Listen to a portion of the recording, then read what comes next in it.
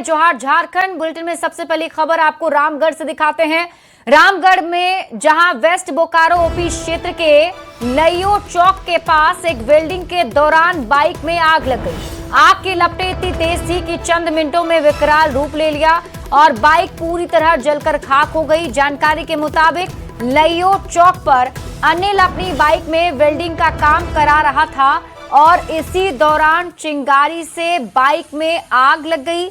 ये तस्वीर आपको दिखा रहे हैं उस बाइक की, जिसमें आप देखिए किस तरीके से बाइक आग का गोला बन गई है और पूरी तरीके से जलकर खाक हो गई है। जामताड़ा के मिहिजाम थाना क्षेत्र में छत्तीसगढ़ की बिलासपुर रेल पुलिस ने बड़ी कार्रवाई की है। पुलिस ने ट्रेनों में यात्रियों से लूटपाट और छिनतई करने वाले एक अंतर्राज्यीय गिरोह का खुलासा किया है। रेल पुलिस ने गुलगुलिया गिरोह के 6 सदस्यों को गिरफ्तार किया था, जिसकी निशानदेही पर मिहिजाम में जांच के लिए पुलिस पहुंची। स्थानीय पुलिस के सहयोग से स्वर्णकार राजकिशोर को गिरफ्तार किया गया। उस पर लूट के गहने खरीद बिक्री का आरोप है। पुलिस का मानना है कि इस कार्रवाई के बाद ट्रेन लूट और आभूषण चोरी से जुड़े कई अन्य मामलों का खुलासा हो सकता है।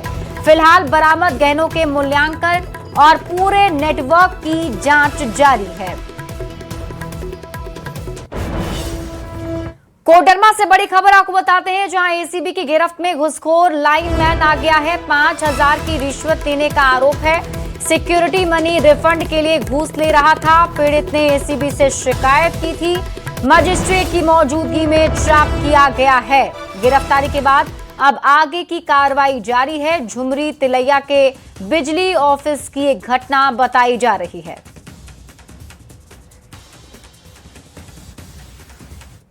और अगली खबर राजधानी रांची से है, जहां रेस्टोरेंट संचालक लव भाटिया की संदिग्ध हालत में मौत हो गई। प्रथम दृश्य जहर खाने से मौत की बात सामने आ रही है। हालांकि इस मामले में पुलिस की तफ्तीश शुरू हो गई।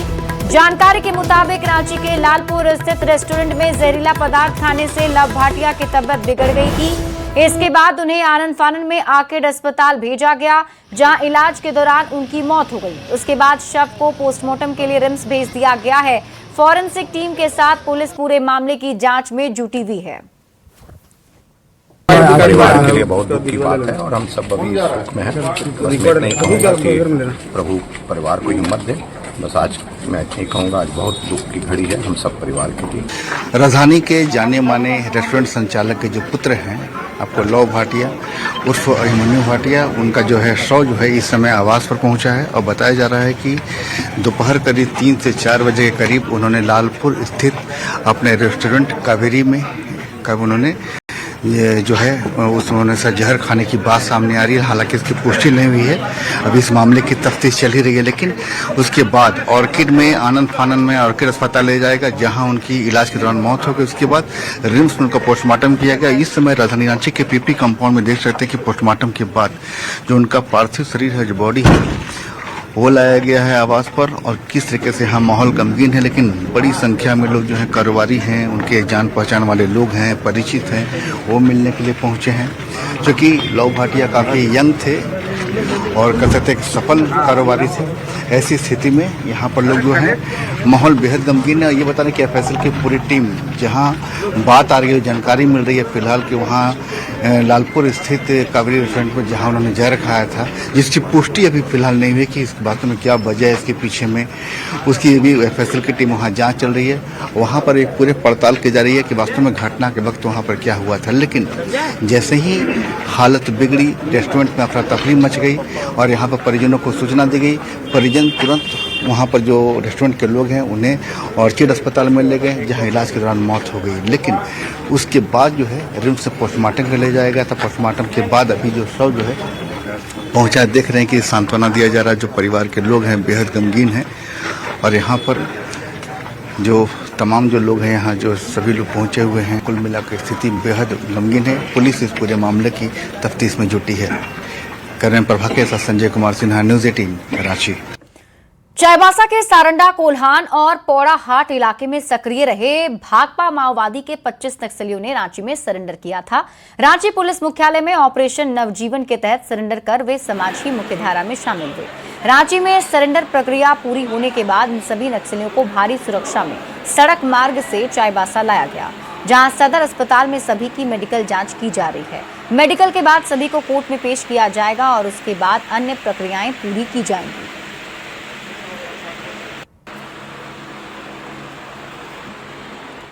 जामताड़ा से बड़ी खबर है। ढेकी पाड़ा गांव में आंधी तूफान से बड़ा हादसा हो गया।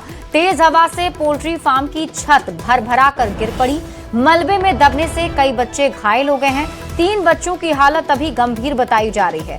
गंभीर रूप से घायल बच्चों को चित्तरंजन के केजी अस्पताल रेफर किया गया है।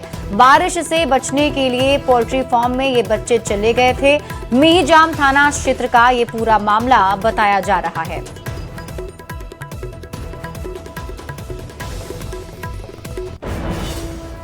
हजारीबाग क्रिकेट एसोसिएशन के फ्रेंडली मैच में निमंत्रण को लेकर शुरू हुआ विवाद अब राजनीतिक रंग लेने लगा है। मामले में हजारीबाग के सांसद मनीष जायसवाल और विधायक प्रदीप प्रसाद आमने सामने आ गए हैं। सांसद की ओर से विधायक को उद्दंड लक्ष्मण कहे जाने के बाद विधायक प्रदीप प्रसाद ने अपना पक्ष रखा और उन्होंने आरोप लगाया कि फ्रेंडली क्रिकेट टूर्नामेंट में जानबूझकर उनका नाम हटाकर निमंत्रण नहीं दिया गया।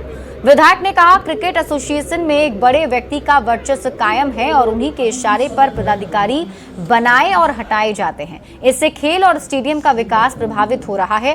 प्रदीप प्रसाद ने गीता पर हाथ रखकर सच बोलने की बात कहते हुए सांसद पर कटाक्ष किया और कहा कि हजारीबाग में किसी एक व्यक्ति का वर्चस्व नहीं चलने दिया जाएगा। स्टेडियम के सामने आ रहा हूँ मैं, वहां साइकिल से आ रहा हूँ, साइकिल से मैं वहां बैठूंगा। आप लोग बताइएगा क्यों नहीं पूछा गया।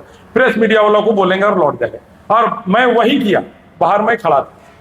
इतने में सांसद महोदय जी वहां से आते हैं, ऐसे इशारा करते हैं, बोले धरना दे। ऐसे धीरे से निकल गए। हम तब तक जेपी जी आए थे, उनको बोले आप सेक्रेटरी जी को बुलाइए। सेक्रेटरी जी से पूछेंगे आखिर बात क्यों है आपकी, आखिर मंशा क्या थी नाम डालने का, कुछ तो वजह होगा। आज तक आप लोग कुछ नहीं करते, नाम डालने बेइज्जत करने के लिए नाम डालना चाह रहे थे कि कोई वजह था, इससे स्टेडियम को कुछ फायदा होता तो निश्चित तौर पे आप लोग डाल सकते हो। हजारीबाग पुलिस ने इचाक थाना क्षेत्र में ब्राउन शुगर के बड़े नेटवर्क का खुलासा किया है। मादक पदार्थ की खरीद बिक्री पर रोक के लिए बनी एसआईटी ने लोटवा जंगल में छापेमारी कर 5 तस्करों को गिरफ्तार किया है। सभी गिरफ्तार आरोपियों पर पहले से कई मामले दर्ज हैं। पुलिस ने उनके पास से 52 ग्राम ब्राउन शुगर के साथ 6 मोबाइल फोन जब्त किए हैं। बरामद ड्रग्स की कीमत करीब 5 लाख रुपए आंकी गई है। एसपी ने बताया कि तस्करों का नेटवर्क इचाक के साथ ही बरही, पदमा और हजारीबाग तक फैला था। आरोपी चतरा से कम कीमत में ब्राउन शुगर खरीदकर ऊंचे दाम में बेचते थे। साथ ही सोशल मीडिया के जरिए एक दूसरे से भी जुड़े हुए थे। सूचना प्राप्त होने पर 5 लोगों की अरेस्टिंग 52 ग्राम ब्राउन शुगर के साथ की गई है, जिसमें कि राहुल कुमार, विशाल कुमार, अमित कुमार, दीपक कुमार और मुकेश कुमार शामिल हैं। इस टीम में इचाक थाना प्रभारी, पेलावल ओपी थाना प्रभारी, लोसिंगना थाना प्रभारी के अलावा अन्य पदाधिकारी और बल शामिल रहे हैं। इस तरह के अभियान अभी लगातार चलते रहेंगे और पिछले 1 सप्ताह में आप जैसा देख सकते हैं कि लगभग 1 दर्जन लोग इसमें जेल भेजे जा चुके हैं। चतरा पुलिस ने अवैध मादक पदार्थ तस्करी के खिलाफ बड़ी कार्रवाई की है। चतरा सिमरिया रोड पर गाड़ी जांच के दौरान 324 किलो अवैध अफीम डोडा बरामद किया गया।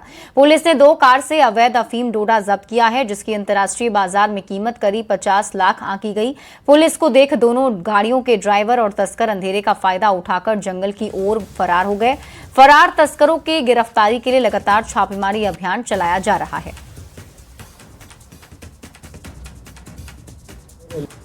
पुलिस की चेकिंग को देखकर गाड़ी से उतरकर जंगल में अंधेरे का फायदा उठाकर भाग निकले और गाड़ी की तलाशी लेने पर पाया गया कि एक गाड़ी अर्टिगा और होंडा में से 169 किलो और 155 किलो कुल मिलाकर 324 किलो अफीम डोडा उसमें मौजूद था।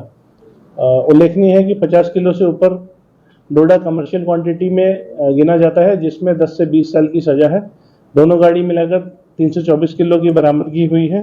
साथ ही एक सफ़ेद रंग की अर्टिगा गाड़ी और एक सफ़ेद रंग का होंडा का अमीज, दोनों 4 पहिया गाड़ी की बरामदगी हुई है और गाड़ी मालिकों के नाम का भी सत्यापन किया जा रहा है और जो सूचना में जिनके नाम भी आए थे उन लोगों को भी सत्यापन करके हम लोग छापेमारी इसमें अभी जारी करके रखे हुए हैं।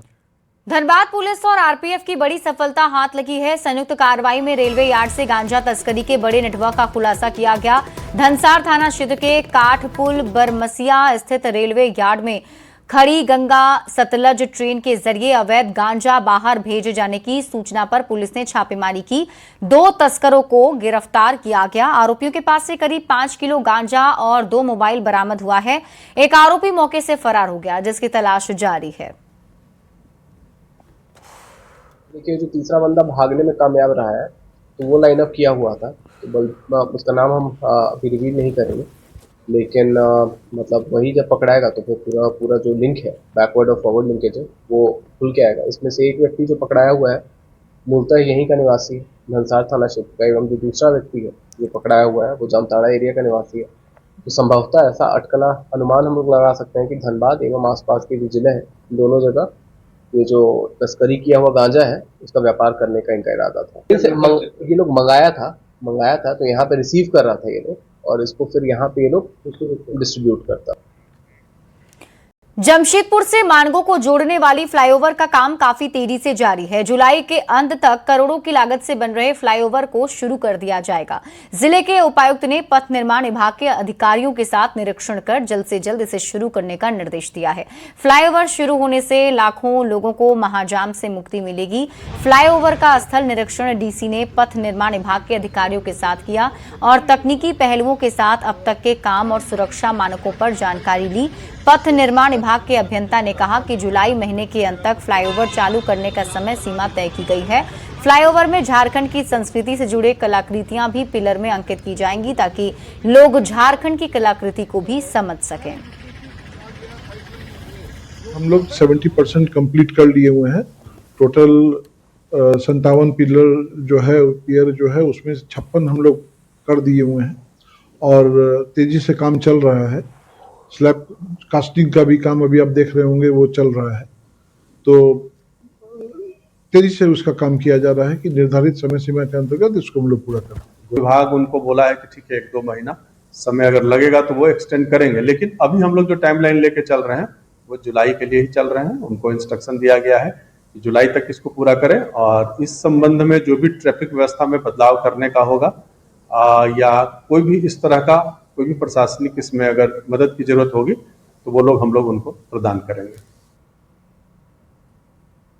मानगो से जमशेदपुर को जोड़ने वाली फ्लाईओवर की शुरुआत जुलाई महीने के अंत तक हो जाएगी और इस फ्लाईओवर को अब अंतिम रूप दिया जा रहा है। जहां आप तस्वीर देख सकते हैं मेरे पीछे कि यहीं गांधी मैदान से फ्लाईओवर के ऊपर आप सीधे तौर पर वाहन लेकर चढ़ेंगे और उसके बाद ये सीधे फ्लाईओवर जो है आपको डिमना रोड राजस्थान भवन के पास ये फ्लाईओवर उतरेगा। लगभग 3.25 किलोमीटर ये फ्लाईओवर जो है वो काफी तेजी से पूरा किया जा रहा है।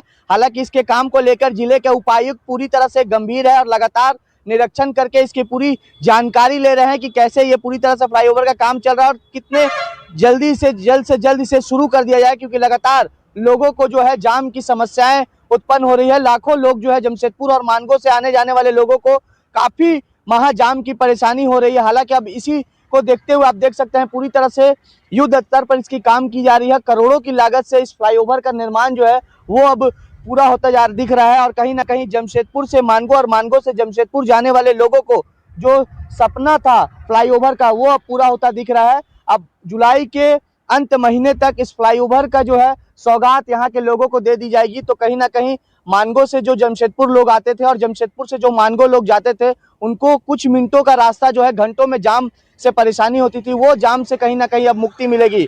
अब देखना यह है कि जुलाई महीने में जब इस फ्लाईओवर की शुरुआत होगी तो कहीं ना कहीं जो लोगों को जाम की समस्याएं होती थी उससे कहीं ना कहीं राहत की सांस लेते हुए दिखेंगे। न्यूज़ 18 के लिए जमशेदपुर से आशीष कुमार तिवारी।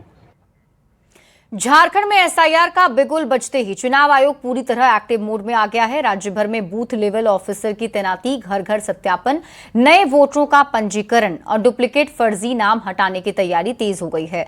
झारखंड के मुख्य निर्वाचन पदाधिकारी रवि कुमार ने साफ किया है कि एसआईआर के दौरान काम में जुटे किसी भी अधिकारी का ना तो तबादला होगा, ना ही एसआईआर को लेकर तैनात बीएलओ से किसी भी प्रकार की बदसलूकी बर्दाश्त की जाएगी। उन्हें पूरी सुरक्षा भी मुहैया कराई जाएगी। 29 जुलाई तक है। इसी पीरियड में किन वोटर का नाम अभी मतदाता सूची में है, उनका एनुमरेशन फॉर्म दिया जाएगी, वो अपने सिग्नेचर करके वो प्रीवियस SIR का डिटेल होगा, मतलब उसका साथ में करेंगे। उसके लिए BLO आपका सहयोग करेगी।